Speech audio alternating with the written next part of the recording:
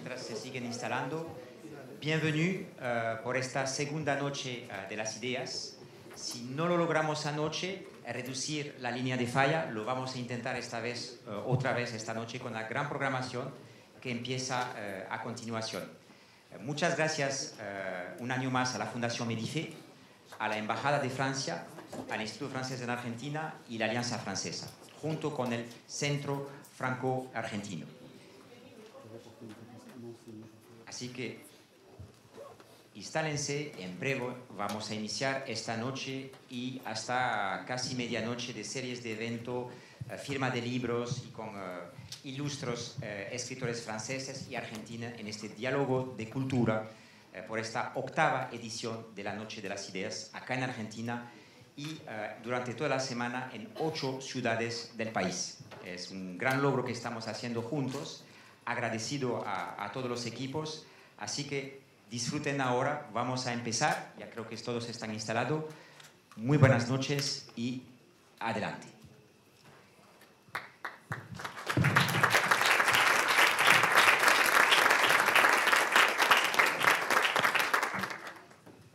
Bueno, muy buenas noches.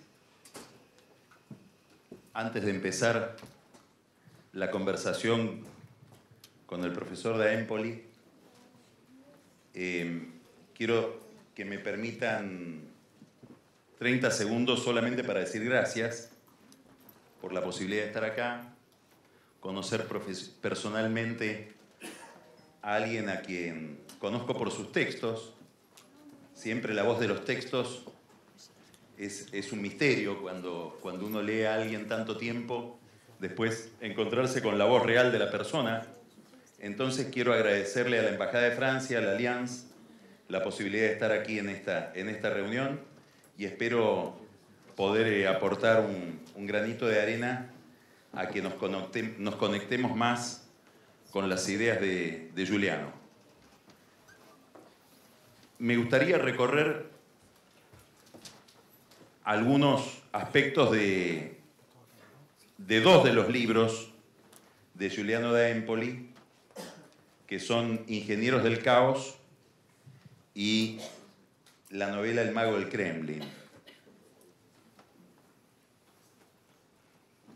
Empezaría pidiéndote que hagas una caracterización. Nosotros, como vos sabés bien, estamos metidos en un experimento político que parece salido de tus libros.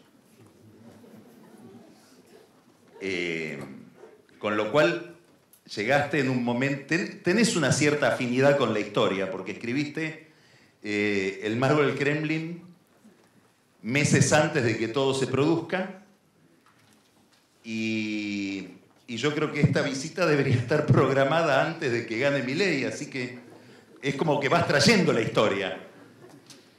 Entonces, toda tu obra plantea la hipótesis, después me gustaría detenerme más en este tema, por todos los problemas que plantea esta postulación, de que estamos ante un nuevo ciclo político, digamos, ante una nueva, en las democracias occidentales, o en algunas de ellas, por lo menos en muchas de ellas, aparece un nuevo tipo de juego, de dinámica.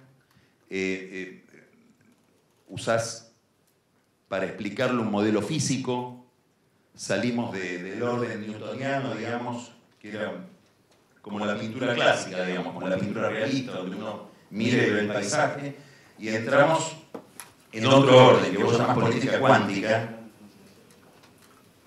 Vengo de Francia y encontré en el Museo Picasso una descripción de un italiano sobre Picasso, que va totalmente con lo que vos planteás en el libro, la idea de romper la figura, de mostrar en esa ruptura algo que es más real que el realismo, pero que no coincide con lo que uno ve, que es un poco la experiencia que tenemos de estar en una democracia que va perdiendo los contornos, cuyas determinaciones y decisiones no conocemos muy bien, y en ese contexto aparece un tipo de líder, que vos decís, son líderes que tienen más vinculación con la emoción que con el concepto. Su gran capacidad es, planteas en Los Ingenieros del Caos es llamar la atención y empatizar, producir la identificación. Son líderes que están vinculados, todos los que vos describís, a figuras no del todo novedosas, pero sí muy importantes, que son los gurúes que los ayudan a entender el movimiento de la opinión pública y cuya función principal es establecer el conflicto, animar el conflicto todo el tiempo. ¿En qué medida esto es novedoso y en qué medida esto repite experiencias ya conocidas de liderazgos populistas? Alors, d'abord, merci pour cette introduction et pour cette invitation. C'est un grand plaisir d'être ici et d'avoir l'occasion de discuter avec Carlos Pagne, qu'il faut lire et que je lis pour savoir, non seulement pour savoir ce qui se passe en Argentine, mais aussi ce qu'il faut penser de ce qui se passe en Argentine. Et on voit que c'est une rencontre importante d'ailleurs ce soir parce qu'on a des verres qu'on n'avait pas hier soir, on n'avait que les bouteilles. Et donc voilà, ça donne, on monte en statut. Et alors j'espère de ne pas arriver ici avec cette réputation de créateur de catastrophes. Hein. Et j'espère que mes livres et mes réflexions ne seront pas toujours prémonitoires d'événements catastrophiques. Vous savez, être italien n'est pas toujours un avantage, mais ça l'est quand on étudie le phénomène national populiste ou disons, ces dernières évolutions au cours du dernier quart de siècle. Parce que ce qui s'est passé en Italie, et que j'ai commencé un peu à raconter dans mon livre « Les ingénieurs du chaos » dont vous parliez, c'est tôt, avant que ce se produise dans d'autres pays européens et au-delà de l'Europe, que le système des partis a été complètement balayé par une onde de colère qui, dès ce moment-là, était une colère... il y a eu un best-seller en Italie à la moitié des années 90 qui s'appelait La Casta et qui racontait tous les privilèges de la casta, des politiques et des administrateurs, et qui a eu un succès énorme, qui a vendu, on ne vend pas énormément de livres en Italie, mais La Casta, moi j'en vends malheureusement beaucoup moins, La Casta a vendu 3 millions de copies, c'est devenu un peu ce moteur de la colère contre l'establishment politique, le principal moteur de la politique italienne pendant 25 années. Avec toutes sortes d'expériences. Moi, j'appelle ça le Silicon Valley de la politique, ou mieux, du populisme, parce qu'on a fait toutes sortes d'expériences. Et la dernière, et peut-être la plus intéressante, est justement celle du mouvement 5 étoiles et de ces sortes d'ingénieurs du chaos qui sont... Par rapport à ce que vous disiez, l'histoire, qu'est-ce qui est la même chose et qu'est-ce qui change? Je pense que la colère a toujours été exploitée par les politiques. Hein. Ça, c'est une grande ressource. Peter Sloterdijk, le grand philosophe allemand, parle de banque de la colère. Il dit, au cours du XXe siècle, la colère existe toujours dans les sociétés. Elle monte dans les périodes de crise, elle baisse dans d'autres périodes, mais elle existe toujours. Et il y a des institutions, des partis, qui sont organisées comme des banques de la colère. C'est-à-dire, elles récoltent la colère des gens qui ne sont pas satisfaits de l'état des choses. qui veulent le changement, qui sont frustrés pour des bonnes ou des mauvaises raisons, souvent pour des bonnes raisons aussi, et elles réinvestissent, ces banques de la colère sur un projet de changement de société, de révolution. Les partis de la gauche, par exemple, ont été, au cours du XXe siècle, des banques de la colère qui avaient cette fonction-là. Seulement, ces banques de la colère ont faibli à partir d'un certain moment. Elles sont devenues moins crédibles. Certains, comme les partis de la gauche, ont été au gouvernement longtemps dans les pays européens et ailleurs. Et donc, elles n'ont plus réussi à capturer la colère des personnes. Et cette colère est restée un peu à l'état gazeux, si on veut, pendant assez longtemps, jusqu'à l'apparition de nouveaux entrepreneurs politiques.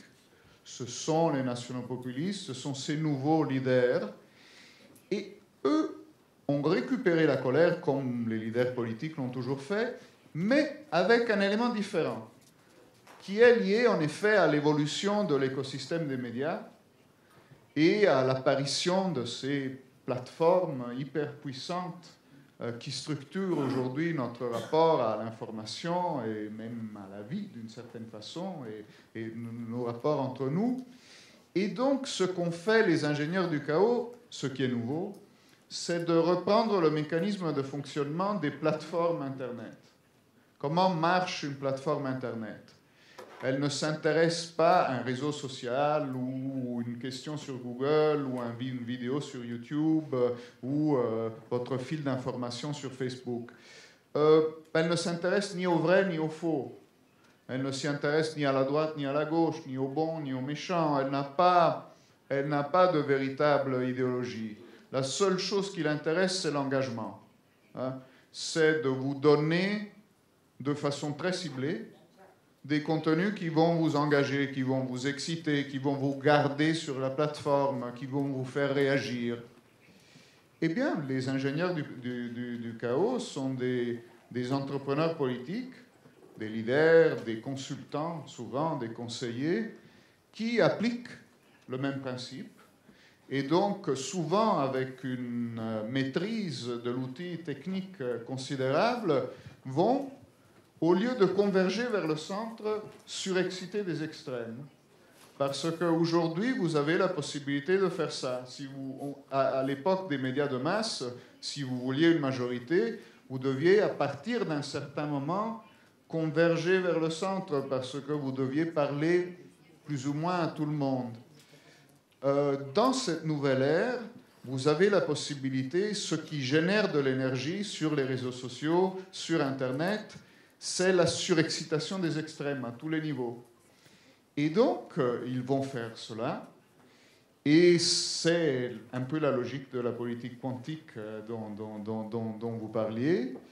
Et évidemment, ça va provoquer des résultats politiques très très différents par rapport à ce qu'on a pu voir dans le passé. Même s'il y a des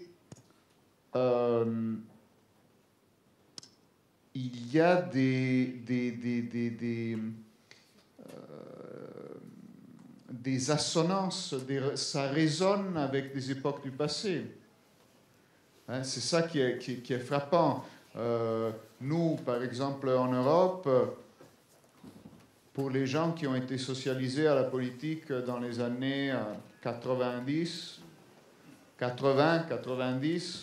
comprendre les années 30, c'était très difficile. Hein. On étudiait ça sur les livres d'histoire, mais on comprenait, on ne sentait pas véritablement ce que ça voulait dire. Aujourd'hui, dans un contexte qui est très différent, mais on comprend, on voit ce qui a pu se passer en Europe dans les années 30. Ça ne veut pas dire que ça va se reproduire de la même façon, mais il y a quand même un goût, un arrière-goût de ça. Donc, voilà, certaines choses qui sont les mêmes et d'autres qui changent, et la difficulté et l'intérêt d'essayer de faire la part des deux. Mais je suis trop long, pardon. No, para nada. Me gustaría detenerme un poquito en esta última idea, que te explayes un poquito más, y después volver a la cuestión del líder. Cuando te preguntaba qué cambiaba y qué continuaba, me refería justamente a esto, ¿no? Vos haces una referencia en Los Ingenieros del Caos a la República de Weimar, en el sentido en que hablabas de las redes sociales, el hundimiento del centro. En Italia, bueno, la experiencia del fascismo. Nosotros también somos productores de populismo, digamos, con el peronismo. ¿Hasta dónde podemos mirarnos en ese espejo y hasta dónde es distinto? En ambos casos lo que hay es una gran crisis de la República Liberal. ¿Qué ves de parecido y qué ves de nuevo? Si hay algo específico en este presente distinto de aquello. Además de la tecnología, ¿no? Además de la metodología o de la técnica. Écoutez, alors, vu que nous nous occupons tous les deux de politique de façon assez concrète, hein, parfois, et d'actualité, je vais vous faire un exemple qui me semble assez important pour raconter ce qui se passe. C'est-à-dire, je crois que quand on arrive à un certain niveau et on dépasse un certain niveau de défiance et de colère dans l'opinion publique et dans l'électorat, toutes les règles de la politique se renversent. Hein. Donc ce qui était bien devient mal. L'expérience c'était bien, ça devient un mal. La compétence c'était bien, ça devient un mal. Et l'exemple que je voulais vous faire est celui de Donald Trump, qui, quand il est président des États-Unis, à un moment va faire une conférence, un meeting au Colorado. Et il est là donc au Colorado, il parle au public et il leur dit je suis là, je suis venu chez vous voir et vous dire que je suis en train de construire mon mur à la frontière du Colorado pour vous protéger des immigrants, des Mexicains, etc. Seulement, les gens, une bonne partie des gens dans la salle savent qu'il n'y a pas de frontière entre le Colorado et le Mexique. Il y a une frontière entre le Colorado et le Nouveau-Mexique, mais le Nouveau-Mexique est un État des États-Unis. Donc, c'est un peu difficile de construire un mur sur cette frontière-là. Et donc, tout le monde est comme... Trump faisait des choses comme ça presque tous les jours, hein, donc c'est un exemple parmi les nombreux exemples qu'on peut faire, mais tout le monde lui tombe dessus, c'est-à-dire... les journalistes, évidemment, les démocrates, même l'establishment républicain, évidemment, est toujours un peu mal à l'aise. Et tout le monde hurle, mais quel imbécile et quel ignorant est Trump.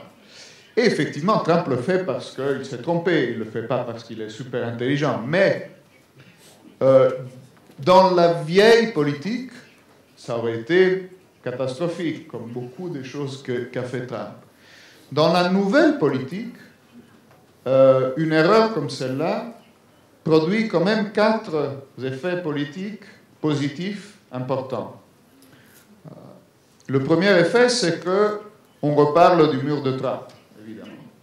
Donc, même si c'est pour dire qu'il s'est trompé sur la frontière, on reparle de son sujet phare. Tout le monde est de nouveau autour du thème qui a été peut-être le grand symbole de sa victoire électorale et de sa campagne. Deuxièmement, tout le monde hurle. L'establishment hurle. Les médias, les profs, les intellectuels, les démocrates. C'est parfait. C'est tous les ennemis de Trump et de ses électeurs. Si tout le monde hurle, ça veut dire que lui, il est du bon côté. Il est du côté des gens, hein, de tous ceux qui ne supportent pas l'establishment et la caste. Et donc, parce que c'est sa promesse centrale, au fond, la promesse centrale de ces leaders-là, en général, est d'abord l'humiliation de l'establishment. Même s'ils ne réalisent pas leurs promesses de détail, hein, les promesses économiques, les promesses sociétales, etc., que Trump n'a pas spécifiquement réalisé, il n'a pas construit son mur, mais il a humilié l'establishment tous les jours, ça oui. Et donc, deuxième effet. Troisième effet, c'est un geste d'un volontarisme politique extraordinaire. À une époque où tout le monde vous dit on ne peut rien faire, il y a le Fonds monétaire international, bon, pas pour les États-Unis, mais disons, il y a des contraintes, il y a les marchés, il y a la dette, il y a toutes sortes de choses. Trump est tellement volontaire qu'il construit un mur sur une frontière qui n'existe pas. C'est assez fort, quand même.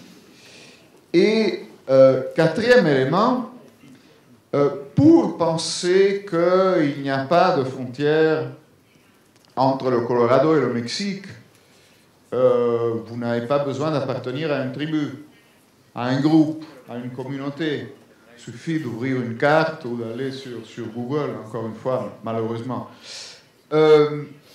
Par contre, pour y croire et pour penser que Trump est en train de construire un mur sur une frontière qui n'existe pas, eh bien, vous devez vous reconnaître avec d'autres qui, comme vous, vont faire partie de cette communauté.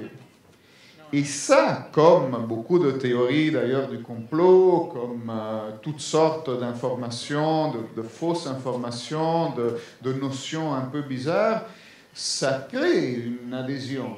Hein, et même un côté festif qu'on ne voit généralement pas dans les mouvements nationaux populistes. Dans Trump, on pense qu'il est toujours fâché, que les gens qui sont avec lui sont des gens fâchés, mais il y a un côté de chaleur, de communauté aussi. Et presque festif, et ces leaders-là, vous le disiez, c'est des personnages d'ailleurs qui sont souvent des stand-up comedians, hein, ils font un meeting, et c'est comme aller à un spectacle aussi, parce qu'il y a cette force-là aussi de l'incarnation sur la scène. Et donc tous ces éléments-là, voilà, je crois qu'ils font partie de la nouvelle logique politique. Hay algo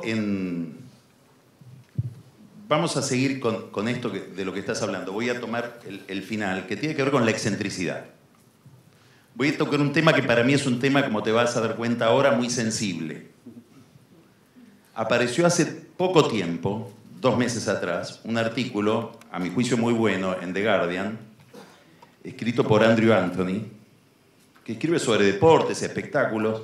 La cuestión era populismo y pelo. No te rías. Es un problema.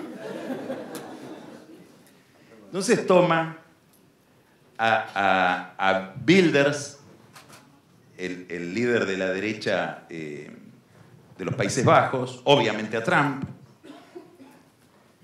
se fija en Boris Johnson, obviamente Milei, omite a Beppe Grillo,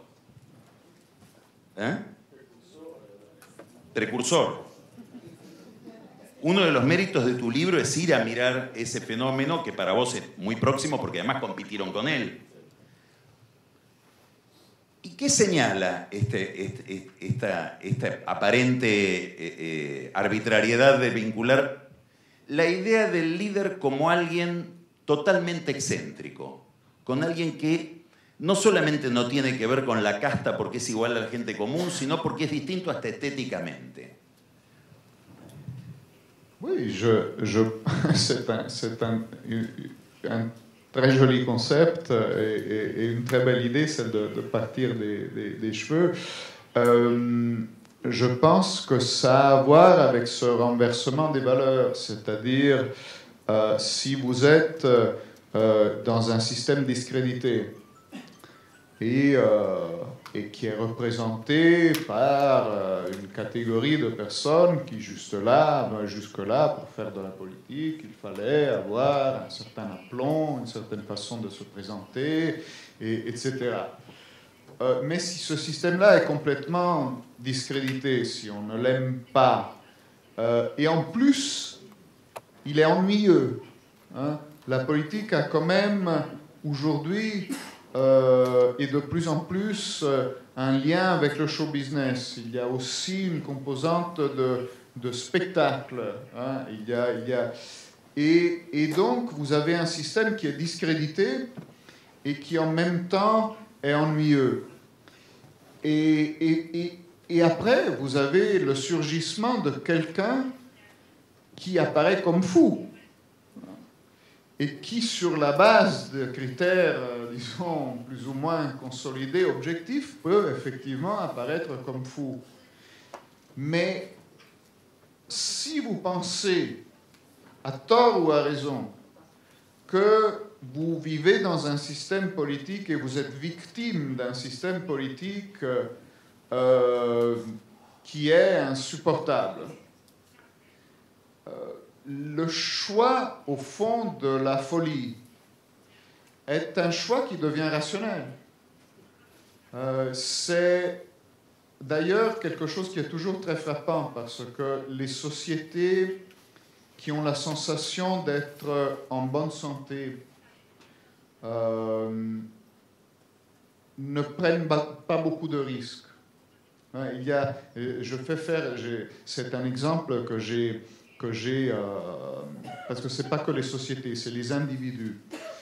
C'est un exemple que j'ai fait faire au personnage de mon livre Prigojine, en vérité, dans le Mage du Kremlin, même si je ne pense pas qu'il l'ait jamais fait, mais vu qu'il était un propriétaire de casino, à un moment, ça me semblait intéressant qu'il fasse cette expérience. C'est une expérience de psychologie sociale.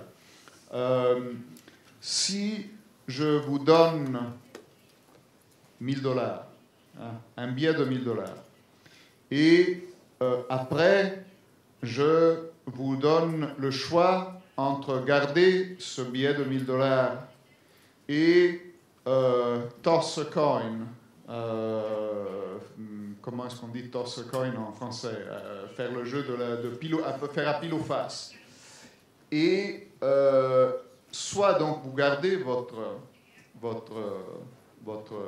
$1000, soit on fait à pile ou face. Si vous gagnez, vous récupérez $2000. Si vous perdez, vous me rendez les $1000. Combien de personnes gardent les $1000? Vous, parmi le public. Vous gardez les $1000 ou vous jouez à pile ou face? Bon, généralement, vous gardez les $1000. Hein? Bon, si on fait l'exemple contraire, c'est-à-dire, je vous dis, vous devez me donner $1000. Hein? Donc, soit vous me donnez $1000 immédiatement, soit on fait à pile ou face. Et donc, si vous gagnez, vous ne me donnez rien. Si vous perdez, vous me donnez $2000. Bien là, la majorité des gens vont faire à pile ou face. Et donc, ça explique, je crois, le fait que quand vous avez la sensation que ça va mal, vous prenez plus de risques. Hein? Vous faites des choix plus risqués parce que, voilà, hein, pourvu que quelque chose intervienne pour... Et donc, les cheveux, hein, une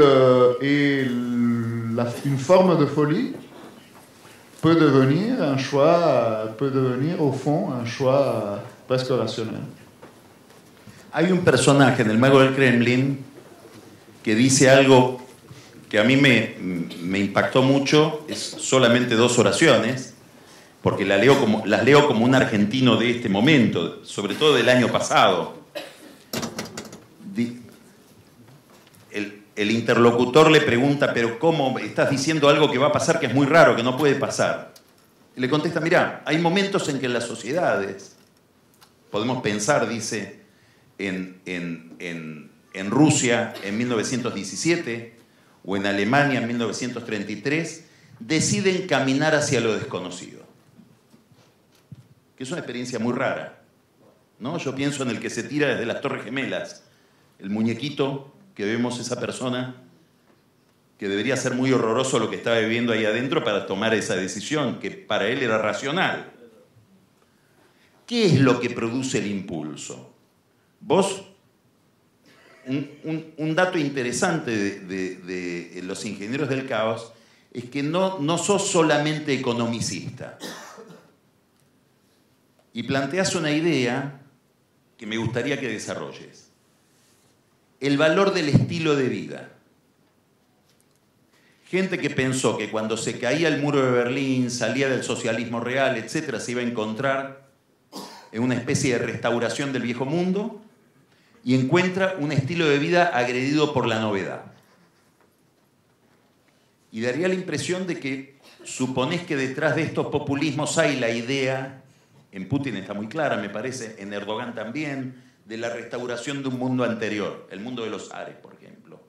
¿Cómo pensás el problema de por qué este repudio a la democracia tradicional o este repudio a la vieja política o a la clase política convencional? ¿Cuál es el motor? C'est toutes des questions très faciles, hein, merci. Mais, alors, je vais peut-être y répondre en partant du cas de la Russie, en effet, parce que je crois que dans le cas de la Russie des années 90, il y a certains éléments qui ont un caractère assez universel. Et après, il y a certains éléments qui sont spécifiquement russes. Mais c'est l'histoire, ou le début de l'histoire que j'ai raconté dans le roman. Donc, à la chute de l'Empire soviétique en 89 et en 91, ce qui se passe en Russie, c'est une explosion de liberté et de vitalité. C'est un moment extraordinaire d'ailleurs, c'est un moment où on vend des revues littéraires à des millions de copies parce que finalement tout pouvait se dire et se lire et s'écrire. C'est un moment où tout peut être dit finalement, où on peut faire de la politique, fonder des partis. C'est une extraordinaire explosion d'énergie.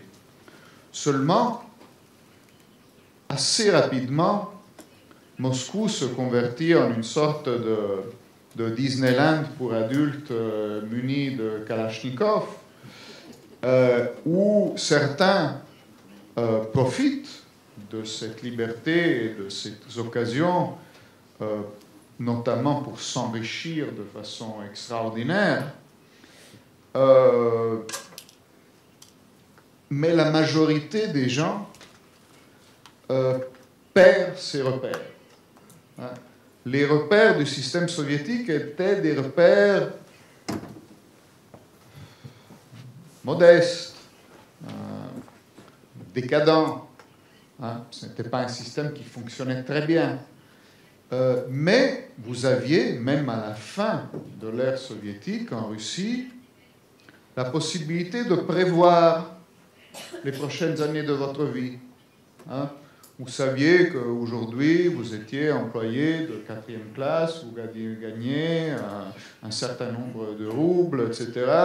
Vous pouviez imaginer que 10 ans plus tard, vous seriez employé de 2e classe, vous gagneriez un tout petit peu plus, peut-être vous pourriez acheter finalement une voiture, faire quelques jours de plus de vacances en Crimée, etc. Bon. Ça, c'est quand même la base de la vie des gens. On a besoin d'avoir une sensation de contrôle sur les circonstances de nos vies et de pouvoir projeter ça dans un futur plus ou moins proche. Et tout ça a disparu pour les Russes dans les années 90. Et donc, grande énergie, grande opportunité, grande mobilité, grande fluidité, mais fin des certitudes. Et le résultat a été qu'à la fin des années 90, quand l'État d'ailleurs était complètement en faillite, ne pouvait plus payer ni les salaires, ni les retraites, l'écroulement du rouble, de la bourse, du statut international de la Russie, de tout ça, eh bien, à un moment, une demande de verticalité et de leadership a commencé à s'exprimer. Et dans le livre, je raconte un peu comment, dès le départ, au fond, les gens qui construisent un peu au départ Poutine. Après, c'est une erreur de casting, Poutine. Hein, c'est-à-dire que le système qui choisit Poutine pense qu'il aura quelqu'un de contrôlable, et en vérité, ça se passe de façon différente. Mais le système qui prépare l'avènement de Poutine, déjà, le conçoit comme, ou du moins c'est comme je l'imagine, si les gens sont fatigués de la politique, on va leur proposer une mythologie. Hein? Et bon, on ne va pas entrer dans le détail, mais c'est ce qui a été fait en Russie à la fin des années 90. Alors, dans ce parcours-là, je crois qu'il y a un côté spécifique à la Russie, hein, parce que Poutine arrive et il restaure une forme de verticalité autoritaire qui est propre à l'histoire de la Russie. Il réactive toute une série de choses qui sont propres à cette histoire politique-là. Mais, par contre, cette forme de perte de repères et de perte de contrôle, et ce que ça produit politiquement, je pense qu'on le voit partout. Hein. De la même façon, moi je vois des similitudes entre ce qui s'est passé en Russie et ce qui se passe en beaucoup de pays européens aujourd'hui, où ce besoin de verticalité s'exprime, évidemment, et heureusement, sous des formes en partie différentes, parce que, après, les caractères des systèmes politiques font la différence. Mais la pulsion est la même, je crois. Me gustaría volver a una idea que dijiste cuando caracterizaste los 4 efectos de ese error sobre el muro de Colorado. El tercero, creo que era, es la idea del prodigio de la voluntad. ¿No? Nosotros tuvimos una experiencia populista anterior a Milei, muy próxima, que es el kirchnerismo. Lo que los kirchneristas más valoran de Kirchner es haber restaurado la posibilidad de la política en el sentido de poder intervenir exitosamente en el proceso, terminar con la impotencia de la política. ¿Cuánto hay de eso? Me estoy acordando, mientras te lo digo, del comienzo del libro M de Scurati, donde él describe a Mussolini en el año 19, que está por hablar con una multitud que está en Piazza Santo Stefano. Dice, no sé qué les voy a decir a estos tipos que esperan que yo les diga algo. Están todos muertos, todos estamos muertos, son los que vuelven de la guerra. Dice, la experiencia que tienen es la de una clase política que desde hace décadas lo único que quiere es postergar el próximo derrumbe. ¿Cómo ves la reacción de la política tradicional frente a estos movimientos nuevos? Y te lo pregunto como teórico, y te lo pregunto también, vamos a exagerar un poco, como político, como alguien que participó de una lucha política con el surgimiento de un movimiento populista en Italia, cuando aparece Cinque Stelle, y vos tenías responsabilidades importantes alrededor de Renzi. ¿Cómo se vive el intento de responder a eso desde las categorías clásicas, digamos, desde la política newtoniana? Oui, je crois qu'il y a eu jusqu'ici 2 types de réponses de la politique plus traditionnelle face à ces nouveaux mouvements, à ces nouveaux leaders. Le premier type est simplement une forme de valorisation et de restauration de l'ancien. C'est-à-dire, vu que ces nouveaux leaders souvent s'autodétruisent, hein, ils sont parfois les pires ennemis d'eux-mêmes. On a vu le cas de Trump aux États-Unis, on a vu Bolsonaro au Brésil, on a vu d'autres cas en Europe, et notamment en Italie.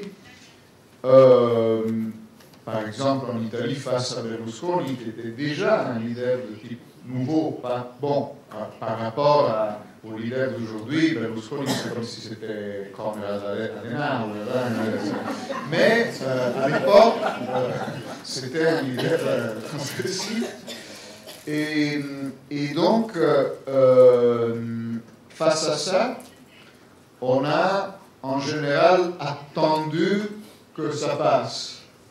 Et on a vu, après Trump aux États-Unis, il n'y a pas eu quelque chose de nouveau. Il y a eu le vieux Biden qui représente au fond une figure très traditionnelle, disons, de l'establishment démocrate qui lui succède.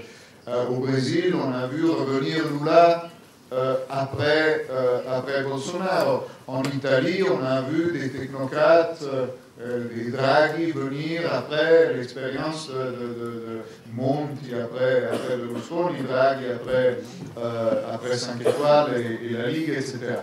Donc ça, c'est simplement, on attend que la vague passe. Hein. Et puis, plus ou moins, la vieille politique, avec ses qualités et ses défauts, revient. Le problème, c'est que c'est une stratégie passive, évidemment. Vous n'avez pas l'initiative. Vous êtes simplement exposé au succès ou au mauvais résultat des nations populistes. L'autre stratégie est celle que nous avons un peu essayé avec Renzi en Italie, que Macron a, dans une certaine mesure, tenté en France au moment de son élection en 2017, c'est-à-dire essayer de reprendre certains des codes, une certaine logique même des nouveaux leaders nationaux populistes, leur façon très cash de s'exprimer, leur recherche du clash, justement, et de la confrontation permanente, une forme de désintermédiation, on va très rapidement s'adresser aux gens directement, etc., etc., une vitesse même de la réponse politique, une forme de volontarisme, si on veut, ou de tentative d'expression de ce volontarisme. La tentative donc de récupérer une partie de l'énergie qui est à la base des mouvements nationaux populistes et des nouveaux leaders, mais pour la porter dans une direction politique différente. Donc, par exemple, en Europe, en faveur de la construction européenne, non pas contre, mais pour, mais en récupérant les codes. Alors, le problème de ça, c'est que c'est un exercice très difficile, un peu en italien, je ne sais pas si c'est une expression que vous avez au Brésil, pardon, en Argentine, mais que vous devriez avoir, c'est cavalcare la tigre, chevaucher le tigre. Ouais. Alors c'est un peu comme ça que ça se passe. Quand vous êtes au gouvernement, c'est difficile. Et la question, au fond, que moi je me suis posée après, en Italie, parce que quand on le faisait, moi j'y croyais, je pensais qu'il fallait qu'on réinvente tous les codes, parce qu'on ne pouvait pas revenir au stade d'avant. Il fallait faire le coup d'après, d'une certaine façon. Et j'ai eu l'impression qu'on le faisait à un moment. Mais aujourd'hui, je me demande si on n'a pas fini simplement par augmenter le taux de polarisation et d'irréalité au fond de tout le système en adoptant les mêmes codes, et on ne participe pas au fond de façon négative quand on fait ça. Mais la question est ouverte. Il n'y a pas de solution pour l'instant. Je trouve qu'il n'y a personne qui, pour l'instant, a trouvé le bon équilibre. Je ne sais pas si vous avez peut-être des exemples quelque part qui vous semblent parce que j'aimerais que vous... Moi, je parle beaucoup, c'est mon côté italien, vous êtes d'origine italienne aussi, mais vous avez pris une discipline peut-être plus argentine, mais j'aimerais que vous parliez un peu plus. Argentina y disciplina son dos palabras incompatibles. Me gustaría mirar este problema que estás planteando desde el otro punto de vista, que es la dificultad del populista, no la dificultad del que compite con el populista. Vamos a repasar un poquito cosas que dijiste.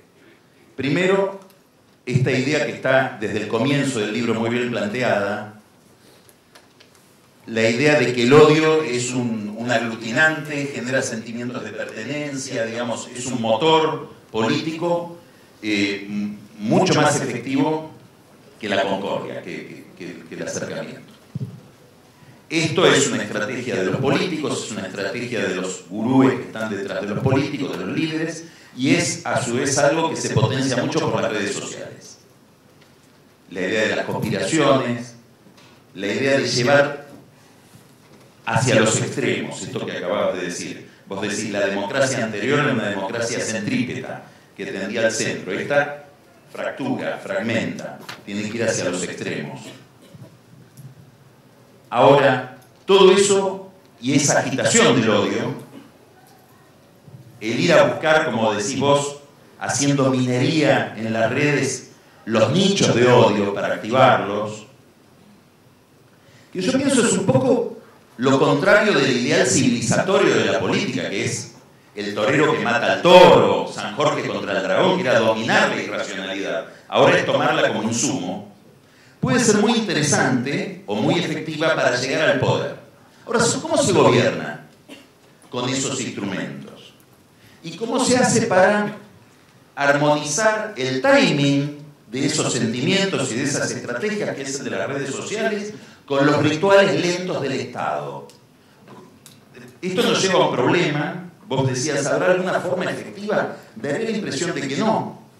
De que quienes intentan hacerlo terminan con manifestaciones contra el Parlamento, Trump y Bolsonaro. Si dentro de este sistema institucional es posible que un modelo populista tenga éxito dentro de las coordenadas institucionales newtonianas. Je pense que ce qu'on a vu jusqu'ici, après la catégorie un peu grossière, mais il y a des leaders populistes capables et des incapables. On peut appeler des populistes compétents ou incompétents. C'est-à-dire, il y a des populistes quand même assez incapables, comme Trump, comme Bolsonaro, qui effectivement ont une grande capacité de mobiliser ces sentiments-là. Quand ils sont au pouvoir, ils arrivent encore à générer de l'énergie, etc.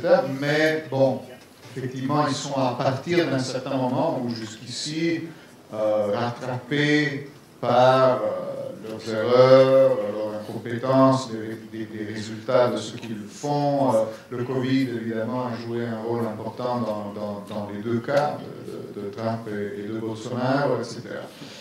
Mais après, il y a une autre catégorie de leaders, de nouveaux leaders populistes qui ont du succès. Et je pense à des gens comme Orban en Hongrie, car petit, mais très intéressant, qui est au pouvoir depuis plus que 10 ans. Je pense à Modi en Inde, bon, c'est encore un autre monde, mais des leaders qui, d'un côté, quand ils sont au gouvernement, qui suivent une sorte de double langage ou de double niveau. C'est ce qu'est en train d'essayer de faire Meloni en Italie aussi. C'est-à-dire, d'un côté, ils font, au fond, ils obtiennent des résultats en termes de gouvernement, en termes économiques. Souvent, ils sont d'ailleurs assez orthodoxes sur plusieurs plans. Hein.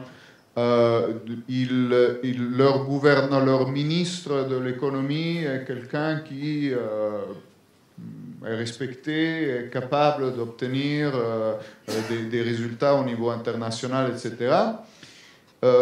Souvent aussi sur la dimension internationale, c'est ce qu'essaye de faire Meloni. Tout le monde avait très peur de Meloni, l'arrivée en Europe d'un leader post-fasciste, enfin, qui se rattache directement à l'histoire du mouvement fasciste en Italie.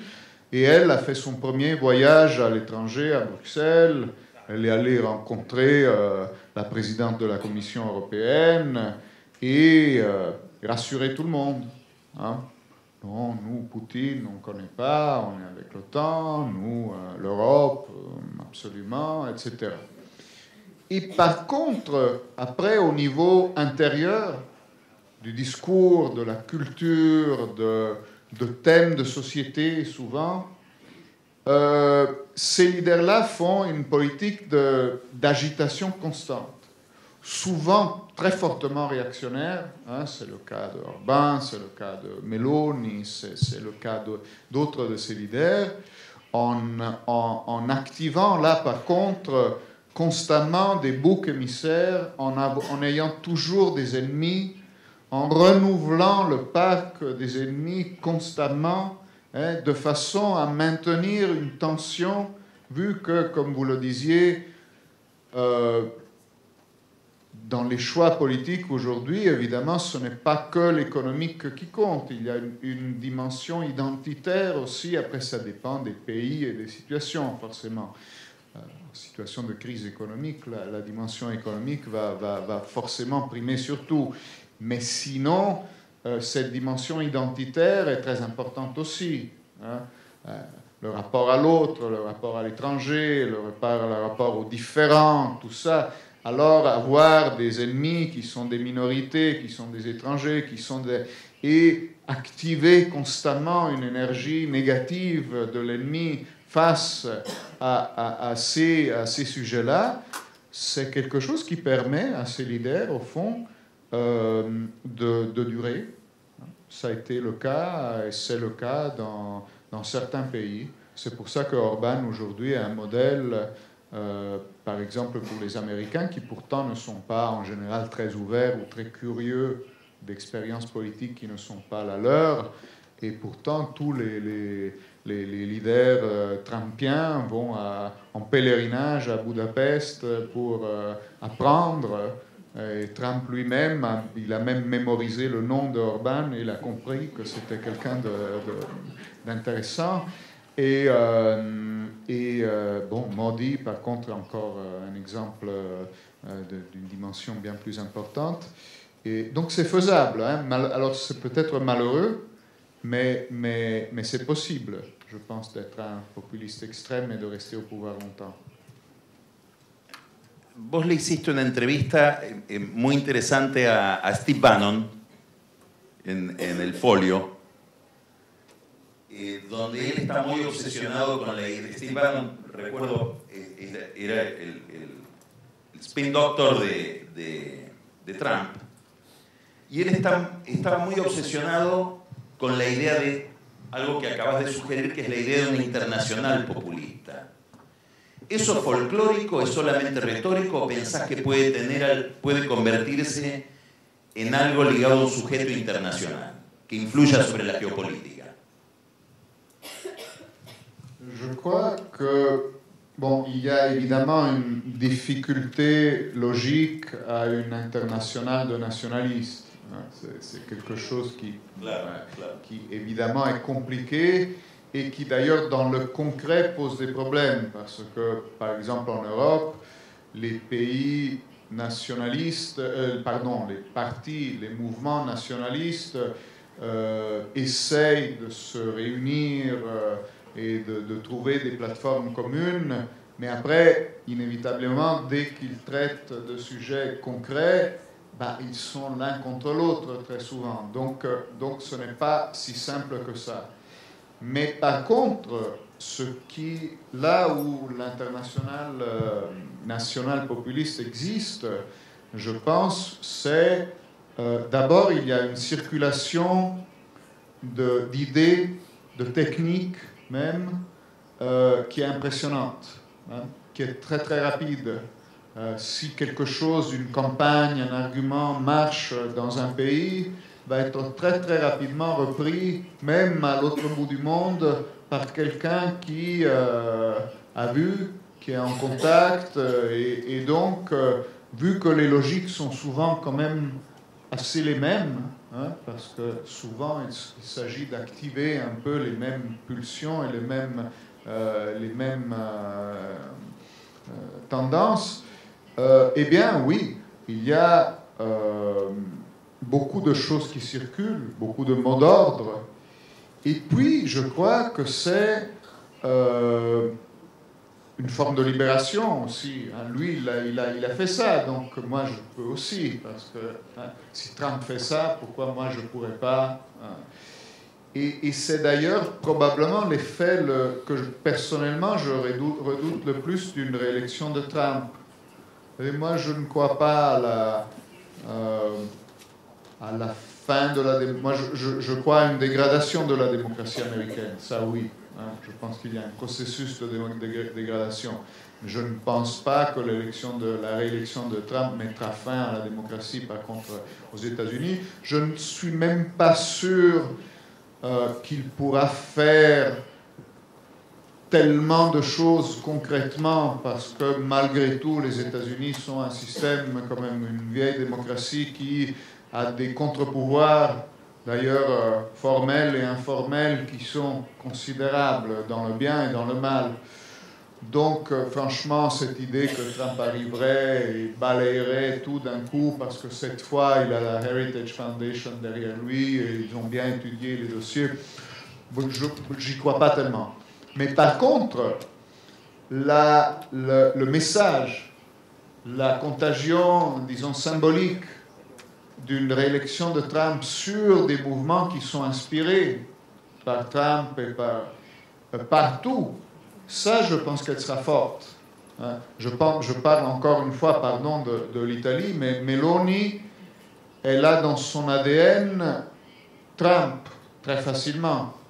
Donc, aujourd'hui, tant que Biden est en poste, tant qu'il y a une certaine, disons, logique qui est en place en Occident, bon, elle est pro-européenne, elle est pro-OTAN, etc.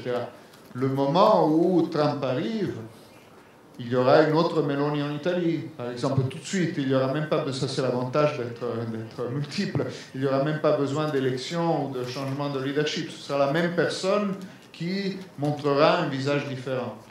Et ça, je pense qu'on va le voir sous des formes différentes dans beaucoup de contextes. Te quiero llevar al mago del Kremlin. Me gustaría contar algo que no sé si sabés, que tiene que ver con el mago del Kremlin y la Argentina y el gobierno de Milei. Je l'ai découvert dans votre... Bueno, lo voy a contar porque no sé si, no creo que todos lo sepan. En su momento, una persona muy relevante del gobierno de Milei, muy relevante, que evidentemente tenía un conflicto con esta otra persona que voy a mencionar, me dice, esta es la cuenta de Twitter de Santiago Caputo. Yo a Santiago Caputo, desde que empiezo a mencionarlo, lo llamo el mago del Kremlin. Bueno, la cuenta se llama Enfant Terrible, la menciono en la televisión, pasó de tener esa noche de 1.000 a 11.000 seguidores. Yo digo, no sé si es la cuenta de Caputo. Lo que sé es que hay gente muy relevante dentro del gobierno que la lee como si fuera la cuenta de Caputo. Y al otro día el productor de mi programa, que es muy perspicaz, me dice, ¿te diste cuenta cuál es el nombre de la cuenta? Y el nombre de la cuenta es Nicola Brandeis, que es el seudónimo que usa en la novela de Giuliano, El mago del Kremlin. Entonces yo digo, bueno, este chico evidentemente se asumió como el mago del Kremlin desde que lo empecé a llamar el mago del Kremlin, pero no. Porque la cuenta está abierta desde el comienzo de la campaña electoral en el 2023. O sea que acá estamos ante alguien que a través de la ficción produce realidad, casi como hubiera soñado Borges. Libros que crean fenómenos. Entonces, ahora la pregunta que yo te haría, que me interesa mucho si te podés explayar, es por qué alguien formado en las ciencias sociales, que se maneja muy bien el discurso teórico, que desarrolló muchas ideas en el campo de estos problemas de la nueva democracia, la relación entre la tecnología y la democracia, estos nuevos liderazgos, ¿qué te da la ficción que no te dan las ciencias sociales? Como forma de expresarte y de plantear tus ideas. Bon, d'abord, cet exemple de Caputo, pour moi, incroyable. Quand j'ai lu ça, je suis tombé de ma chaise. Moi, c'est quelque chose qui m'a... Parce que mon livre, comme vous le savez, est inspiré par un personnage réel, qui est un vrai spin-doctor de Poutine, qui est quelqu'un voilà, très atypique. Dans le monde gris de Poutine, il y a ce personnage qui écrit des romans sous pseudonyme, qui vient du théâtre contemporain, qui a des posters de la paix sur les murs de son bureau. Et il existe vraiment. Et c'est donc ce personnage qui a inspiré mon livre. Et de voir le livre qui passe donc de la réalité à la fiction et qui repasse dans la réalité après, parce que j'ai vu ce conte grâce à votre article. Moi, je ne savais évidemment, il y a eu de temps en temps dans d'autres pays, quelquefois, il y a eu quelques articles qui disaient « Ah, le oui.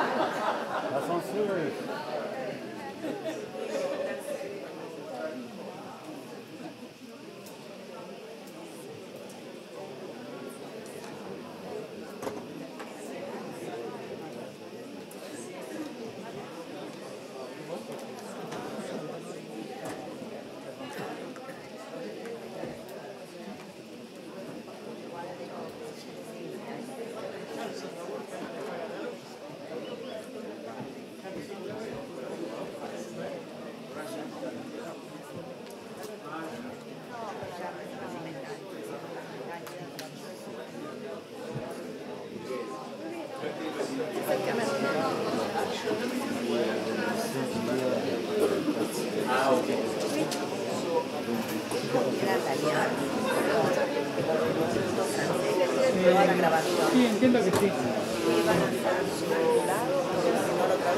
Sí, lo están traduciendo ahí, lo estamos grabando.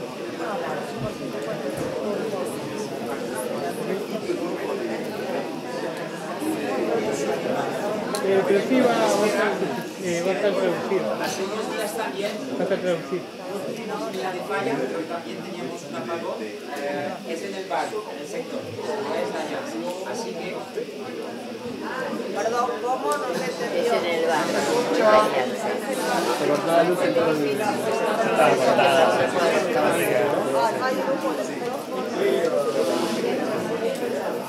toda la cuadra cortada.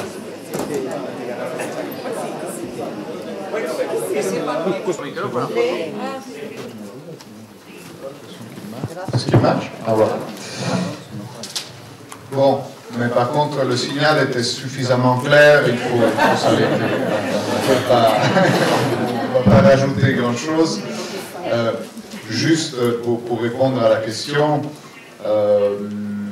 j'ai basculé dans la fiction parce que la non-fiction a des limites. Quand vous racontez la politique et le pouvoir, il faut vous en tenir aux faits. Et j'ai préparé ce roman comme si c'était un essai. Tous les faits qui sont dans le roman, les faits politiques, historiques qui sont dans le roman sur la Russie, sont tous réels. Il n'y a rien d'inventé. Mais à partir d'un certain moment, je voulais entrer dans la tête des personnages. Et donc, paradoxalement, je crois que j'ai basculé dans le roman, non pas pour m'éloigner de la réalité, mais pour me rapprocher encore d'une certaine façon.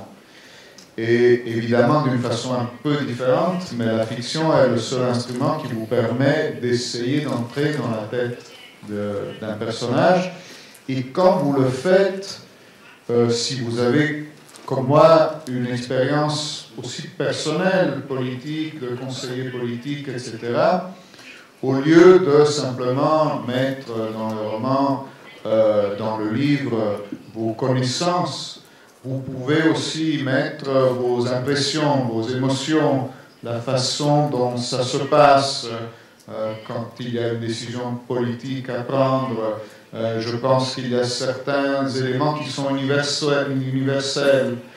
Et par rapport à ça, donc, la grande différence pour l'auteur, je pense que c'est quand vous écrivez un essai, une non-fiction, vous utilisez qu'une partie de votre cerveau, la partie rationnelle. Et le lecteur va aussi activer sa partie rationnelle pour vous lire. Il va trouver ça intéressant ou pas intéressant, original, convaincant ou pas. Mais quand vous écrivez une fiction, vous utilisez l'ensemble de votre personne, avec ses émotions, ses impressions, etc. Et je crois que quand ça marche, le lecteur aussi vous lit comme ça, avec l'ensemble de sa personnalité. Et donc, si vous voulez savoir, si vous voulez connaître l'histoire de la Russie de Staline, vous allez lire des essais historiques. Mais si vous voulez savoir comment c'était, vous allez lire Vie et destin de Vassili Grossman ou d'autres livres de cette époque. Alors, évidemment, je ne me compare pas, hein, mais c'était un peu ce processus-là. Ciencia política cuántica. Bueno, muchísimas gracias.